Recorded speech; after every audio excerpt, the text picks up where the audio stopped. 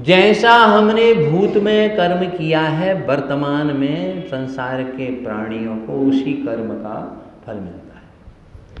देखिए, युद्ध होता है, मान लीजिए पाकिस्तान या हिंदुस्तान का हो रहा है। युद्ध कौन लड़ते हैं? सैनिक। नाम किसका होता है? कमांडर का। नाम क्या होता है? कमांडर का। दीप जल रहा है, क्या कहते हैं? आपने दीप प्रज्वलित करवा दिया, बोली दीप जल रहा है। जलती क्या है? घी और बाती। नाम किसका होता है? दीप का।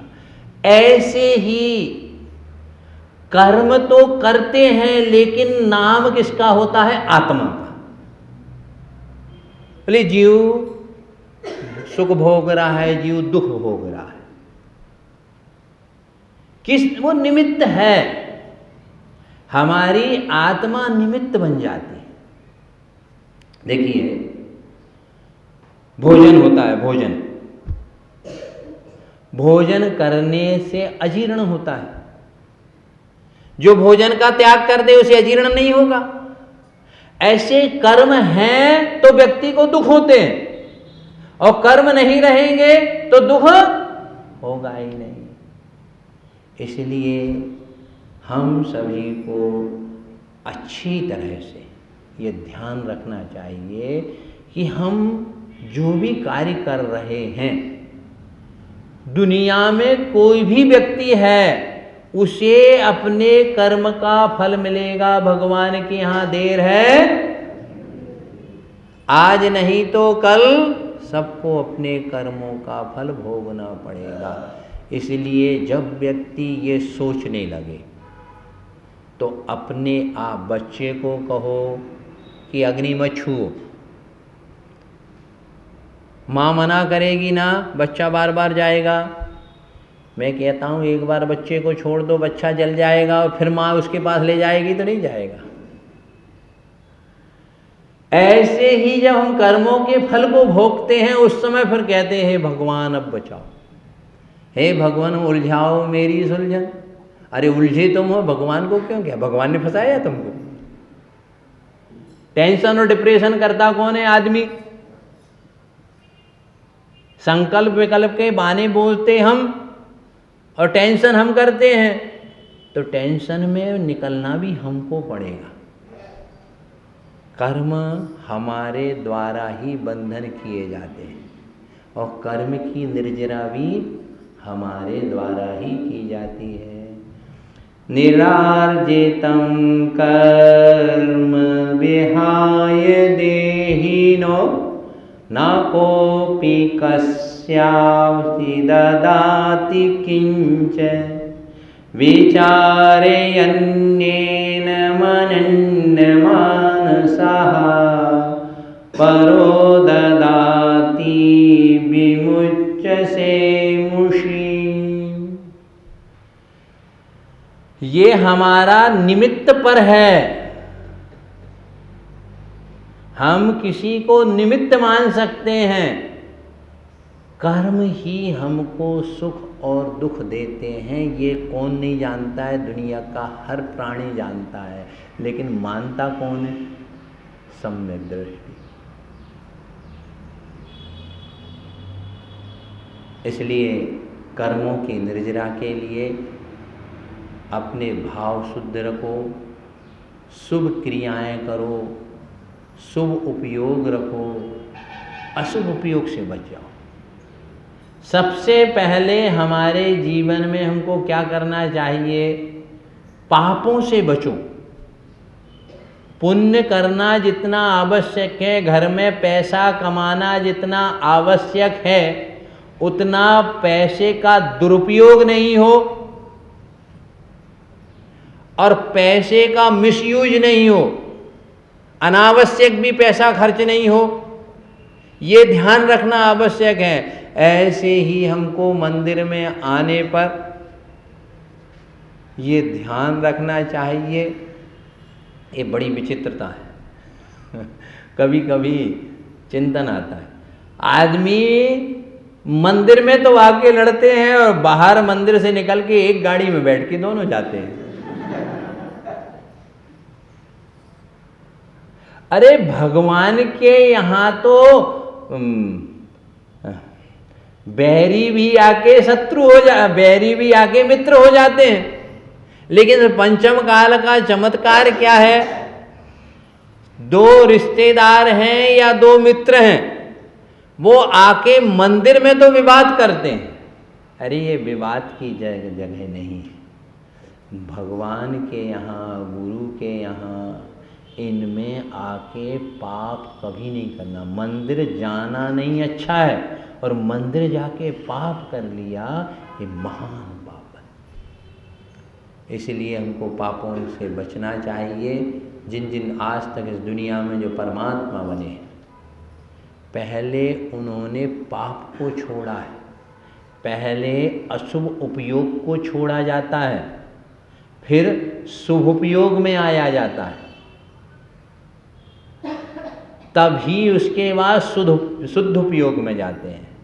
तो निश्चित है जिन जिन को परमात्मा बनना है उनको पाप को छोड़ना पड़ेगा। पाप से एलर्जी, पाप से अरुचि, घृणा जब अंतरंग से जब व्यक्ति को हो जाएगी ना, तो फिर उसे उपदेश देने की जरूरत नहीं, वह स्वयं उस धर्म का धारण कर लेता है। जिन्होंने जीवन में शांति चाहिए हो, आत्मीय शांति, पारिवारिक, शारीरिक, उनके लिए जितना हम धर्म स्वयं संसार में रहेंगे तो अशांति के तो निमित्त मिलेंगे। तीर्थंकरों को भी मिले हैं, तीर्थंकरों को मुनि अवस्था में भी मिले हैं, मुनि अवस्था में नहीं, तीर्थंकर होने पर भी मिले।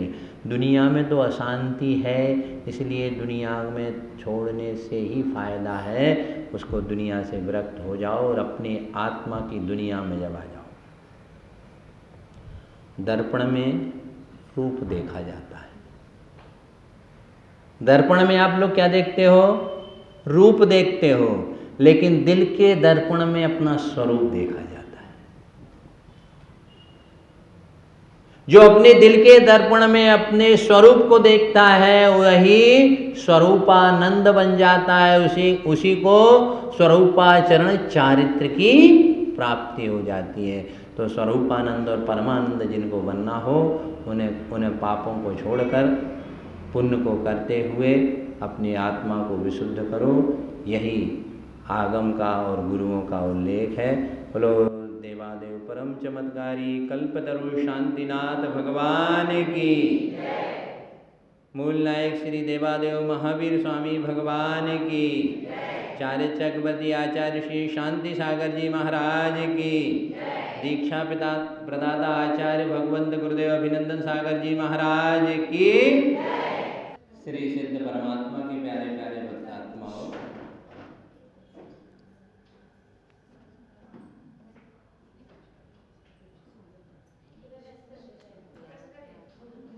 वर्तमान में संतों को उनके नाम के साथ एक विशेषण जोड़ा जाता है जिसे कहते हैं सागर। सागर और गटर में बहुत डिफरेंस होता है। सागर धीर भीर और गंभीर होता है। रत्नों को धारण करके भी वह ये नहीं कहता मैं रत्न वाला हूं, इसलिए सागर का दूसरा नाम है रत्नाकर।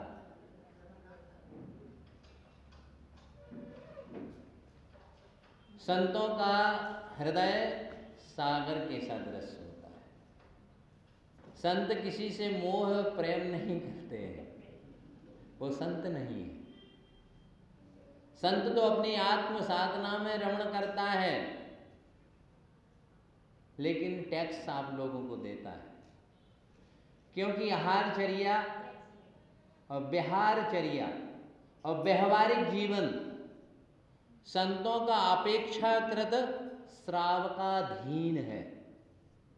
लेकिन आत्म साधना और परिणाम की विशुद्धि और धर्म ध्यान स्वाधीन है। जो स्वाधीन होते हैं, याद रख लेना, वही कर्मों से स्वतंत्र होते हैं। ये हमारे परमात्माओं का अनादि निधन उपदेश है कि आत्म सिद्धि हमारा जन्म सिद्ध अधिकार है। लोकमान्य तिलक ने उसे फॉलो कर लिया।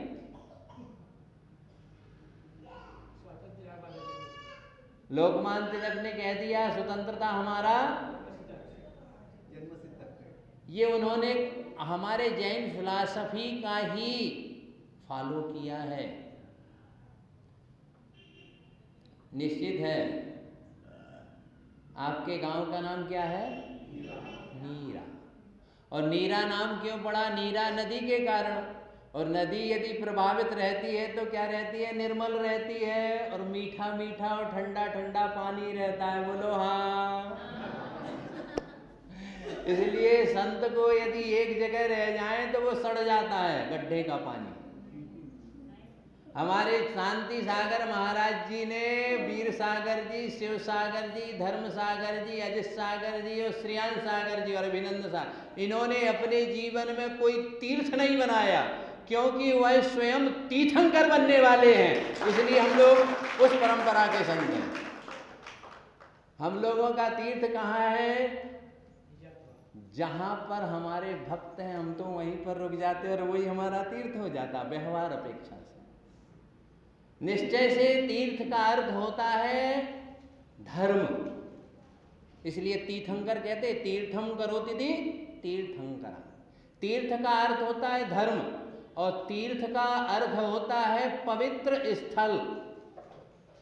और मूलाचार्य में भट्टकेर आचार्य भगवान ने तीर्थ दो कहा, एक द्रव्य तीर्थ और एक भाव तीर्थ, जो संसार सागर से तरा देते हैं। सम्मेद शिखर, मांगी तुंगी, गजपंथा आदि यह द्रव्य तीर्थ हैं। भाव तीर्थ तो होता है हमारी आत्मा, हमारे विशुद्ध निर्मल परिणाम। इनमें जो रमण करता है वही संसार सागर से पार हो करके आत्म स्वरूप को प्राप्त कर लेता है। तीर्थ का अर्थ होता है धर्म और तीर्थ का अर्थ होता है आगम। कि तीर्थंकर के मुखार बिंद से जो निकल गया वह आगम बन जाता है। तो आप सब लोगों को क्या है? हम सब लोग किसके उपासक हैं? तीर्थंकरों के। महान आत्मा हो आचार्य शांति सागर महाराज इस युग के, कलयुग के यदि कहें व्यवहार से और भक्ति से, वह तीर्थंकर सादृश्य ही थे। क्योंकि उन्होंने धर्म तीर्थ श्रवण संस्कृति का पुनः उन्होंने संरक्षण और संवर्धन किया। इसलिए शांति सागर अपेक्षाकृत भक्ति से हम उन्हें तीर्थंकर भी कह सकते हैं। और तीर्थ का अर्थ होता है आगम। उन्होंने धर्मसेन आचार्य जो एक अंग के आंशिक ज्ञान थे, उस आंशिक ज्ञान को उन्होंने भूतबली और पुष्पदंत को दिया और उन्होंने 60 खंडागम के जो सूत्र लिखे उनका ग्रंथों को उन्होंने ताड़पत्र में करवाया। इसलिए आचार्य शांति सागर इस कलयुग के भी आगम रक्षक तीर्थंकर के सादृश्य थे। और उन्होंने पतित आत्माओं को पावन बनाने के लिए धर्म का, जैन धर्म उनके दिल और दिमाग में स्थापित कर दिया। ऐसे शांति सागर महाराज का उपकार हम श्रवणों पर और आप श्रावकों पर अनंत उपकार है। जब कोई हमारे साथ उपकार करता है तो उसे आप कह देते उपहार। तो हम लोग उनको भक्ति करके, नमस्कार करके ही, उनके चरणों की वंदना करके उनके ऋण को तो नहीं चुका सकते, लेकिन इंटरेस्ट ब्याज को तो दे सकते हैं। और यहाँ वालों ने सिद्ध कर दिया, नीरा वालों ने, कि नदी की शोभा किससे है? जल की। इसलिए नीरा वालों के दिल में आज भी गुरुओं के प्रति भक्ति है। यह भक्ति रूपी जल आपके जीवन में रहे तो आपके जीवन में सुख शांति समृद्धि निश्चित ही रहेगी। श्रावक उसे ही कहते हैं जो श्रद्धावान होता है। और नीरा वालों ने इस अल्प समय में क्या होता है, जब आप कहीं यात्रा करते हैं, कोई आपके यहाँ गेस्ट आता है या आप किसी के यहाँ गेस्ट बन के जाते हैं, उस समय लास्ट मोमेंट में, कब लास्ट मोमेंट में, जब आप प्लेन में बैठ रहे हों या ट्रेन में बह रहे हों या आखिरी समय उन अंतिम क्षणों में जो वार्तालाप हो जाती है, वो जब आपका गेस्ट घर में रहता, वो बात नहीं होती। ऐसे इस अल्पकाल में आप लोगों को हमने स्पेशल डोज भी दिया है और आप लोगों ने स्पेशल भक्ति भी की है, इसलिए हमारे पूरे संत का, साधुओं का दिल से आपको बहुत बहुत स्पेशल आशीर्वाद। लेकिन याद रखना, मोबाइल दे दिया, चार्ज तो आपको करना पड़ेगा। आपके गार्जियन और कंपनी आपको मोबाइल देते हैं, लेकिन चार्जिंग किसको करना पड़ता है? स्वयं को। हमने तो आशीर्वाद दिया है, बस मैं एक बात कह के जा रहा हूँ, जैसे आप अपनी दुकान, आपकी फर्म होती है ना, उसको चलाने के लिए सब कुछ लगा देते हो ना, ये शांति सागर जी की फर्म है। नीरा क्या है? शांति सागर जी की फर्म है। उनकी ही देन है कि ये मंदिर बन गया और आपके दिल में मंदिर बना रहे, ये मेरा आपको आशीर्वाद है। आचार्य शांति सागर तो पाषाण को भगवान बना गए। हम यही चाहते हैं हमारे इस नीरा के जो भक्त हैं वह सच्चे भक्त बन जाएं, और जो सच्चे भक्त होते हैं एक दिन वही सच्चे भगवान बन जाते। सत्य है। मैंने आपको पूर्व में कहा, संस्कार जीव के रहते हैं, और संस्कार और एक भावना, आप लोगों में पूर्व संस्कार थे, बैटरी डिस्चार्ज थी, मैंने फुल चार्ज की है और आज नीरा वाले फुल चार्ज में हैं। अच्छा, शेयर मार्केट यहाँ का बहुत हाई रहा भक्ति का। हम भगवान से यही प्रार्थना करते हैं और उन आचार्य भगवंत से यही प्रार्थना करते हैं कि नीरा वालों, नीरा नदी में जल रहे तो नदी की शोभा रहेगी। आपके दिल और दिमाग में, आपके दिल में तो आपके दिल में तो महात्माओं का वास रहे और आपके दिमाग में परमात्मा का वास रहे, यही आप लोगों के लिए हमारा बहुत मांगलिक आशीर्वाद है।